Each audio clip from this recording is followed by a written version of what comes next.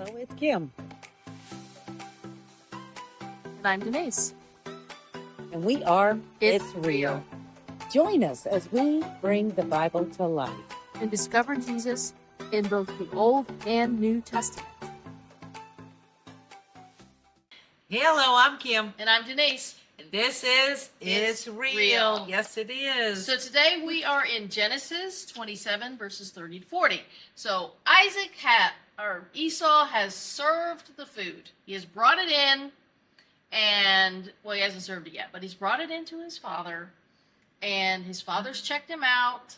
So Jacob has come in, he served the food, his dad checked him out, and he thinks it's Esau. So now here comes Esau. So Jacob barely leaves the tent. That's the part that gets me. He did barely outside the tent, and here comes Esau. That's right, with the game that his father requested. So he walks in, and you can imagine Isaac has a full stomach. He's probably dozing off on the pillows on the floor, and he's like, "Hey, Dad, I got your food. Get up and eat it." And he's like, "Wait, what? Who are you?" And Esau's like, "I'm Esau, your oldest son." What do you mean, who am I? No, this is a little unnerving. This is not going well. That statement is no longer true. Because he sold his birthright, he is no longer considered the oldest son. So Isaac is confused, and he's like, "Who are you?" And Esau is like freaking out inside. "What do you mean? I'm Esau, your oldest son." So at that moment, Jacob begins to tremble. Yeah, because Jacob knew. Jacob knew that he had run smack dab into a holy God who gave directions that he disobeyed. And now it is all being thwarted by God, and he recognizes God's hand, and there's no way that he's going to come up against that again. So in the Bible it says that Isaac trembled in verse 33. And in Hebrew, it's not that he's trembling from anger, it actually means he's trembling from fear. So, yeah, he's like, "Oh no." Isaac informed Esau that he had nothing left and that he had given everything away. So, verse 34, now Esau is suddenly sad, and he asks his father, "Don't you have something? Anything?" So, Hebrews 12, 15 to 17 talks about this. Yeah. Hebrews 12, 16 to 17. Lest there be any fornicator or profane person like Esau, who for one morsel of food sold his birthright. For you know that afterward, when he wanted to inherit the blessing, he was rejected, for he found no place for repentance, though he sought it diligently with tears. So even the tears, Isaac could not go back on it. That's right. And so it says there was no room for repentance in his heart. So that's in verse 17 of the Hebrews. And 2 Corinthians says it like this. Let me look it up. 2 Corinthians 7:10. For godly sorrow produces repentance, leading to salvation, not to be regretted.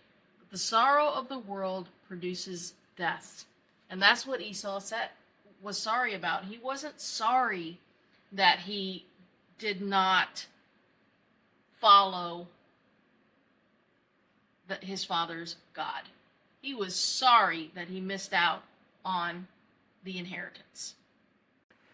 So verse 35, it says,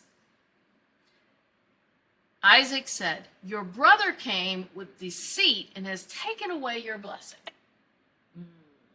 It's kind of true. I mean, he did come and he was deceiving, but the truth is, Jacob was deceptive because Isaac and Esau were being deceptive. And the birthright did not belong to Esau because of the legal transaction, and also because God said that Jacob would receive the birthright. So Jacob was doing what he had to do to get what was his. And to us, that looks deceptive. Yes, he did deceive his father, but he was getting what was rightfully his. So in verse 36, Esau's like, "Dad,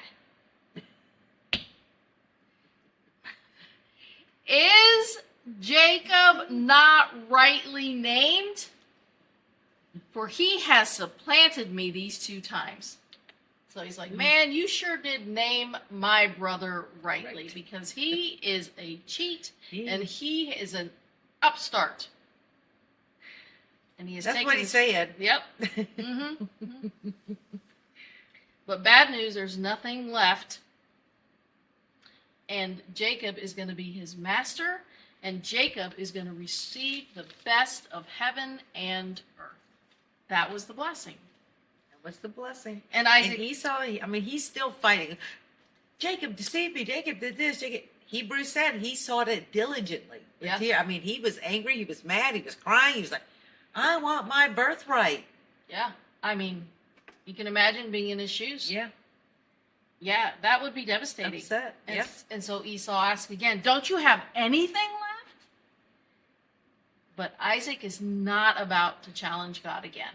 He knows he's been caught, and there's no way. He was trembling when he did it, when he was found out the first time. He That's right. wasn't going to repeat that. No, no. So he confirms that that Esau is forsaken by God.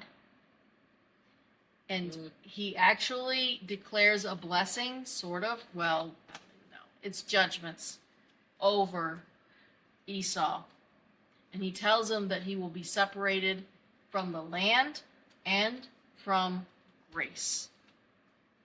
In verse 39, or in verse 40, he says, you will live by the sword, you will serve Jacob, and you will live in constant rebellion against Jacob. And we can see that Esau's descendants are the Edomites, and they were historically, from that time onward, Israel's enemies. And also the Edomites become the Idumeans, and that is the Herod dynasty. And if we look in the New Testament, we can see what Herod did at Jesus' birth and moving forward. So, yes, constant conflict with Jacob and with the seed of promise, which is coming through Jacob, which ultimately results in the birth of Jesus. Still in conflict and rebellion. Yeah. So, we'll continue next week. We'll see how Esau decides he wants to handle this with Jacob. Yeah. See you then. All right. Bye-bye. Bye. If you want to know if it's real, then Admit you're a sinner. Romans 3:10. As it is written, there is none righteous, no, not one. and as it is written in Romans 3:23, for all have sinned and fall short of the glory of God. Believe that Jesus is Lord. Romans 10:9-10. Because if you confess with your mouth that the Jesus is Lord and believe in your heart that God raised him from the dead, you will be saved. And call upon the name of the Lord. Romans 10:13.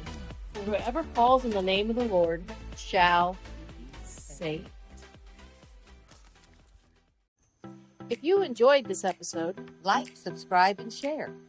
you can contact us at Contact itisreal@gmail.com.